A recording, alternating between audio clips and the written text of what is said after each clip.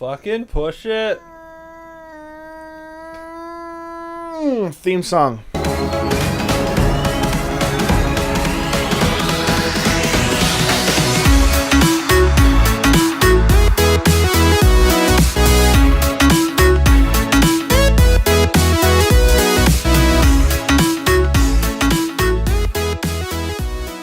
Hey guys, welcome back to the Words Are Hard show. With me as always is Alex and Mike, and I think it's time to do the old randomizer, as Alex likes to say, and That's right. see what we get for a topic. That's right. We got a bunch of random topics. Topics. Inside of our randomizer. Let us know the topics that you want to hear in the comment section below, along with a request. If your topic's drawn, we will do that request within reason. Boom. Alcohol. Oh, Is this yours, Alex? The Alex cast. Actually, no. So, our good friend Dave had left us a comment asking us to talk about cooking and chefery and being chefs and whatnot. But he also asked about our favorite alcohol and any drunk stories to go along with it. And I basically saw that as a 2-hour episode on its in and of itself. So I did separate the two topics, but they're both yours, Dave. So we do appreciate it. Even just alcohol could be a 2-hour topic on That's its what I'm saying. own. That's what I'm saying. Yeah. So, yeah, let's just open it up. What's your favorite alcohol to drink? I'm a rum man. I like my rum. That's true, yeah. And He likes to mount gay. I like to Mount Gay. No, so my buddy Justin got me a bottle of Mount Gay for my birthday one year, and he's like, schoolboy giggle, It right? says It says gay. Which I think the Game Grumps said exactly that. They found the gay alcohol, and they're like making fun of it. But no, it's amazing rum. And Well, to this day, To be fair, it's from the Caribbean. And if anybody knows what they're doing with rum, it's It's the Caribbean. It's Caribbeans. The Caribbeans. Anyway, so it's an amazing rum. It's my favorite rum, and The Care Bears. it came out of basically a schoolboy giggle joke that he thought, it's gay. I'll get that for him, but it's amazing. And he said it was a toss up between that and something called Calico Jack, which the next time I went to go buy rum, I actually bought Calico Jack, and it's my favorite spiced rum. yeah. Which is an amazing I remember thing, you, right? you drank So- a whole bottle of Calico Jack at my wedding. Yeah, a whole Yeah, bottle. Almost died. It's no, I died the next morning. I was dead. He didn't know that night, but that night was absolutely amazing. By the way, your the night of your wedding. Like, so I'm sitting there, I'm doing magic, and I'm drinking, and I'm having a good time. Other people are seeming to enjoy the magic, which is great. Ended up I doing got a free magic show at my wedding. It'll look like anyone's enjoying stuff when you're drunk. Yeah, when you drink an entire bottle of rum, yeah. So I ended it's a up big bottle. ended up doing most of my magic routine. I left out the Russian roulette routine at the request of Samantha. Really, just I didn't want to fuck up and actually impale myself But at I your mean, wedding. you're get blood everywhere. 3/4 deep into this bottle of. It's a very high proof rum. It's High a proof strong rum. It's a 47% spiced rum, which spiced rum on its own shouldn't be that strong, but it is. Yeah. And you can't get it here in the province 3/4 of the anymore. way through the bottle, you're like, I'm gonna swallow 10 needles. It was This will be fine. it was I got great. this. So I ended up doing my needle swallowing routine a lot. I just kicked your mic. I did And my. you moved your mic completely away from your mouth. That's fine. No, it's good. So I ended up doing the needle swallowing routine at least 4 or 5 times.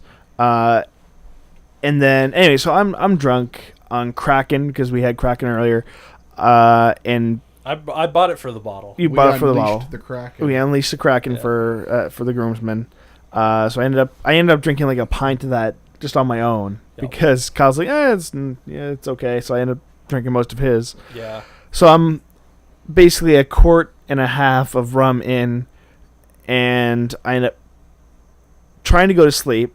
But your father-in-law says, "No, Alex, you're staying up with us." I'm like, "Oh, okay." So I'm trying to stay up with He was having your a good time too. with your sister-in-law and your father-in-law and I think Andrew, if I'm not mistaken. Yep. And I remember because we went back to the hotel at 4 a.m. and we're like, we have to be back for 9. We're gonna pass out. I'm done. I wasn't drunk, but I'd been steadily drinking the whole day. I started drinking before all of you. Yeah, oh yeah. And well, I remember because we were showering to get ready in the morning, and you were sitting there drinking. I had a shower rum. Yeah, shower rum. That's not a thing. It is now. Alex Look is gonna for the make it shower. a thing. I've Yeah, made it yeah. a thing. Yeah, you already did. But no.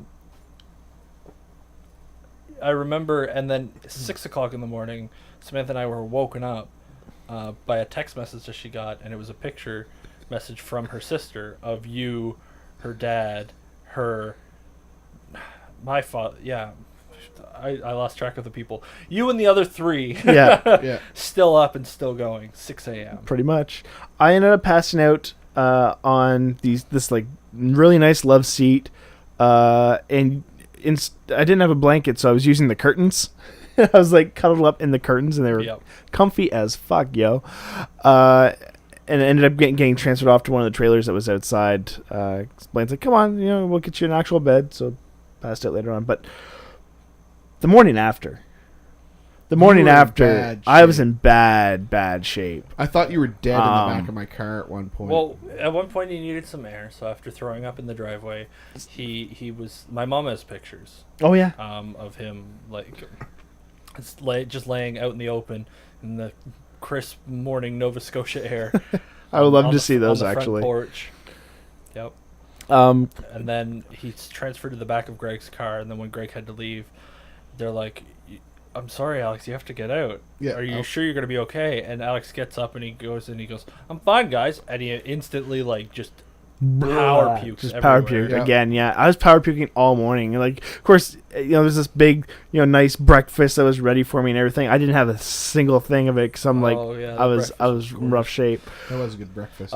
We were driving. Alex had left before Samantha and I, and we were driving back, and we had made a couple stops, and at one point, halfway between here and I think Chipman, Something like we that. drove past his car on the side of the road. yeah, he stopped to have his nap. and I was didn't like, he? "What the fuck? Why is Alex pulled over? I didn't see him in there."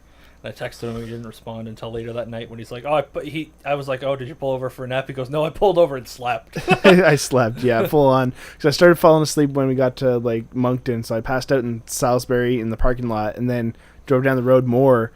And I'm like, I'm still dozing off, so I pulled over on the side of the road for a nap, and then Just slept on the side of the highway. basically, yeah, it was a pretty good time. How long were you there for? So At the side. I slept for an hour total, So there's half hour each time. his favorite alcohol and Yeah, his and drunken story to go along with yeah, it. and a It's great. story of how that favorite alcohol. It's a good pairing. It's a good pairing. Yeah, it was great. But I mean, I had way too much. It was something else. But so, Mike, you wanted me to come over drinking one night. So I did, and so we're drinking at your place. Everything's fine. Oh, this is the Vaportini night Yeah, we brought the Vaportini over. where we were vaporizing alcohol, and I was like, "This isn't enough." I remember when we left. Yeah. I said, Do let's you still have the Vaportini? Yeah, I do. I said, let's grab some road beers. Road beer. And I lived in like this apartment where there was a big, there was the building and then the parking lot, and on the other side of it was a small parking lot, and there was a giant wooden wall fence for where the horse race track was. So like when you're walking down there, it's like walking down an alley, and nobody can really Yeah. come in or out or see in or out. So I always felt very safe. It was kind of a dead road to, when I leave, I can grab a couple road beer and drink those along the way, and the cops won't catch me. For some reason that night, I grabbed like 6 or 7. When I left, I had like 4 in all of my pockets, and then like 2 in my sweater pockets, and then like 1 up my sleeve. And you had them all gone before we went down, like before we got downtown. You were wasted. You were wasted. So wasted that basically. Because like when I opened one, I was like, okay, I can't hide this because it's open. But if the cops catch me, I don't want them to. So I was just like, Chug. chugged it. So it got to the point where we're trying to walk back to your place, and you say, "I'm gonna call Kyle." So you called Kyle. did I? You called Kyle, man, and you were drunk, and you're like, "Kyle, I want you to be the best man at my wedding." And then, of course, shit happens. But anyway, you're like talking to him, and you're like, "Kyle, I miss you. I don't talk to you enough." And so I don't remember this. he's like, "All right, Mike." He's trying to sleep because you woke him up. He's like, I He should have come out with us. This is long before I think I was even engaged to Samantha. think so, yeah. It was something else. It was pretty funny. Anyway, you're That same night, sober Alex tried to barter for a drink. I think this was another night, to be honest. We It were might have been. we were in Dooley's downtown. Yeah, because I think I was more sober. Because You were much more sober than actually me. remember it. So that Vaportini hits hard, It does. and then I just followed it with like an entire case of beer. Yeah. So we go downtown. We're in Dooley's, and Alex is a little bit drunk, and I thought let's just go grab a drink, right? So I went in and I was like, oh, I'll just get like a double whiskey sour. I was like, so what do you want, Alex? And then Alex walks up to the bartender and he looks around. And mind you, I have been hanging out with him at this point for at least 5 hours or so. Like, we were sitting at my place drinking and then walked all the way downtown. And all of a sudden, Alex just leans into the bartender. He reaches into his jacket and he pulls out an entire unopened raw pack of bacon. I remember this story. And he goes, will you take bacon for it? And I was like, where the fuck was that, Alex? He goes, it's in my pocket. I was like, the whole time I'm like, did he take that from my house? Like, Has he had bacon the whole his night? intention, I think, was that if he was gonna pass out at my house, that he was like, oh no, I'll bring breakfast for me, and breakfast for him was just a pack of bacon, but he just had it in his pocket. So the thing is that at the time I still thought you were Jewish, right? So okay, so here's Did I start that? here's what happened. Here's what happened. Is it because you never corrected me on it? Well, the problem is you can never tell when Greg's joking. Also true. You never corrected me on it, so I just kind of went with it. So Well, all my friends in high school called me Jewish because I had a big nose, curly hair, and I always had money because I had a job. sure.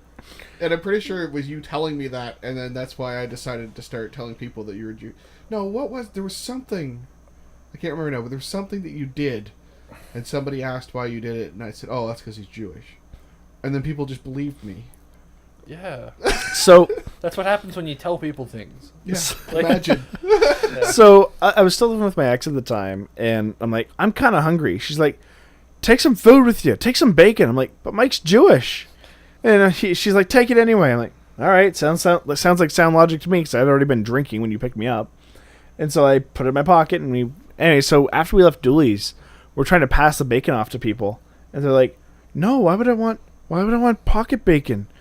Did we end up getting rid of that, or did I just end up taking it back with You me? took it back home. Yeah. Because I'm pretty sure your ex got mad at you for bringing it back. It's like, no. This was out floating around town in your pocket all night, and you just bring it back and put it in the fridge. Yeah, I wouldn't have eaten it after that. I don't Yeah, know no, if you I think did I ended up trying to eat it, and it was terrible. that. Yeah. Well, yeah, it was Ultimately- probably... So yeah, I tried to. Drunk Alex tried to pay for beer Let's with pocket just talk bacon. about how bad of a friend are you that if you legitimately thought he was Jewish at the time, you were bringing pork into his home. Yeah, but I remember You're him a saying in the terrible past person. that he'd like, you like tried bacon for the first time, and your mother's like, "Well, I'm not buying it for you." I can't remember what it was. There's something very specific and very weird like that. I'm like, all right. She's like, yeah, if you're gonna have bacon, I'm not buying it for you. I don't remember. that. Again, I'm pretty sure that's just a story we told you to make you believe. It might have been. It We- very well we might have always been. had Because if bacon I remember growing up. correctly, at first it didn't bother you as much with the Jew jokes, and you kind of encouraged them a little bit. And I'm pretty sure you and I told him that story at one point. You Yeah, did. yeah. We used to make a lot of the jokes and stuff, and then I was like, and then there was a point when somebody else who wasn't Alex was just like, I Yeah. thought you were Jewish, and I was like, this joke has gone too Yeah, far. it's too far.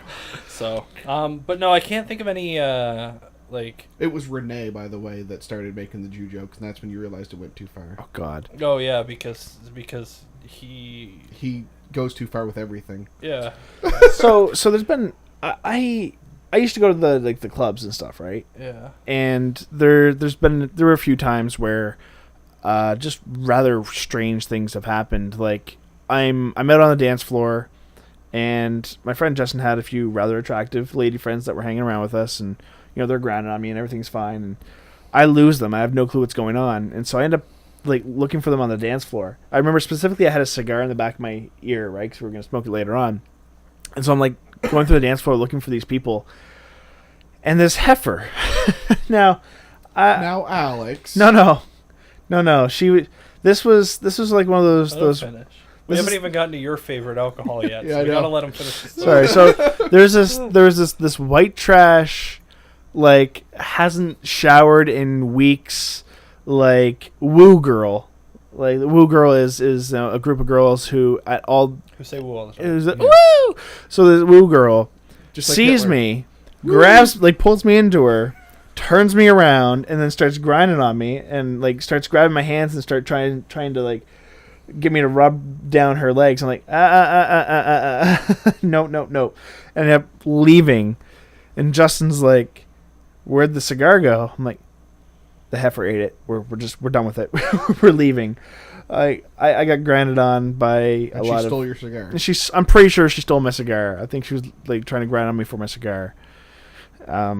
Yeah. That could go one of two ways.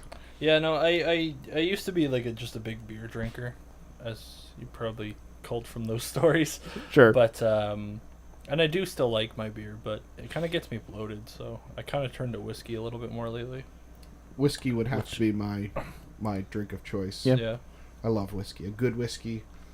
I like the smokier whiskeys though. Oh, I don't. I'm not a fan. No. I don't like the smokier ones. Well, see, when I first started to enjoy whiskey was when a friend of mine at the time, he'd like to have a glass of whiskey and a cigar, and that smoky whiskey with a cigar is a really good combination, and it just It is. And even though I don't tend to smoke cigars anymore, I still find that when I do have whiskey, I like that smokier whiskey. Yeah, I don't know. If I were to drink something, it would probably be whiskey.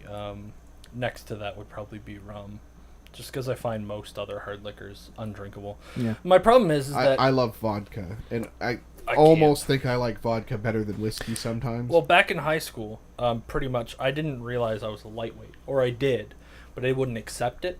So, like, now, I'm like, I know how much I can drink before I'm drunk, and I almost take it more as a blessing than anything, that I don't have to drink a whole lot. Sure. But back in high school, I was like, no, I have to keep up with my friends. So there wasn't a party where I didn't drink until I threw up. So, like, the first time that we drank was vodka. We went to a show, and we paid some 19-year-old to go buy us a bottle of Smirnoff. And the first time you ever drink, things go down pretty smooth. Sure. So we were just chugging straight vodka and just threw it up. And then I started drinking vodka and orange juice because I didn't want to taste the vodka. Then I threw up orange juice. Now I can't drink orange juice. It tastes like Bernie why I after you can't throw. eat Cheetos. Yeah. One time my buddy goes, "Oh, I'm going to go buy whatever." He was held back a couple years, so he was old enough to go buy it for us. So that's what happens when you hold people back in high school. Yeah, they would just buy liquor for the others. Yeah. I didn't have a whole lot of money, so he's like, "I'll just buy a couple bottles of Colt 45." And someone was like, "Oh, I'm not letting you drink that moose piss." He's like, "I'll get you the next cheapest thing, and I'll just pay the difference." I was like, "Oh, I appreciate that," and it was Fireball. Oh. And at the time, Fireball's not I was bad. a big, I loved to chew the Dentine Fire gum. Yeah. Sure. So I drank Fireball. Tastes awful. I hated it. I drank the whole thing, threw it all up, burnt my throat. The next morning I was walking home and I thought, oh, I don't want to smell like liquor when I get home. So I take a piece of Dentine Fire and I put it in my mouth and threw up all over the road. Oh, God, it was awful. It's funny that you say that you're a lightweight drinker, because I don't drink a lot now. Yeah. But when I did drink, I was far from a lightweight. I was a tank. You when used it to came drink drinking. like vodka straight, right? I still do once in Yeah. a while. But Well, I remember one time, I think it was when we were doing the show, and I had like a whiskey, and I poured too much. And I was like, oh, this is kind of hitting me. I kind of got that intuition by my whole lightweight thing where I was just like, oh, I shouldn't drink anymore. And I was like, Greg, do you want to take like a sip from that for me? And you were like, I chugged it. and I was like, what the fuck did you just do? It's gone now. But my best drinking story was when I used to work. I bring it up a lot, but I worked at McCain's. We had a pretty tight group there. We'd have house parties every so often. Yeah. And there was one guy, we'd usually do it at his house because he was a young guy, bought his first house. It was a big house. We'd always go there and have a party. One weekend, we were having our party. One of the girls decided that she wanted to try and make me pass out. Oh God. So all I had brought for myself was I brought myself some of those cold shots. Cold shots. You were a cold shot drinker. I was at one point. And so I So drank my were we. first cold shot. Went down all right. was going to go get myself another one. She's like, oh, no, let me. I'll go get your cold shot for you. I'm like, oh, great. She's going to wait on me. So she What brought was she it to me. mixing it with? I'll get to that. So she brought me my cold shot. Down it goes. Feeling great. She's like, oh, let me get you another one. She does this 3 or 4 times until all of my cold shots are gone. I was more drunk than I'd ever been in my life and couldn't figure out why. Yeah. Finally, she confesses that the first cold shot I drank was a straight cold shot. The second one, she dumped out part of my cold shot and filled up the rest of it with some of my buddy's rum. Mm-hmm. The second one that she brought me, it was half and half. The next one, she just started using empty cans and filling the empty cans up with rum, and I was drinking straight rum and not realizing it. I apparently drank half the guy's bottle of rum, and he didn't know where it was going. So I'm getting so drunk, I can't figure out why I'm getting so drunk off of cold shots. He's not getting drunk at all and can't find out why his rum's missing. Why is the rum gone? Why is the rum gone? That's hilarious. I think I did not pass out, though. They were shocked that I was still standing. Yeah. I was sick as a dog when I got home, Yeah. but I was not sick during the party. I left on my own power. I got, somebody drove me home, obviously, but I got into the car on my own, got out of the car on my own. Got in the car, started it, drove home. Drove home.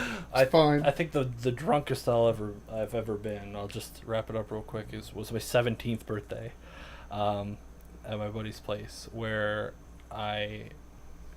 this is back when they first started mixing Red Bull with alcohol.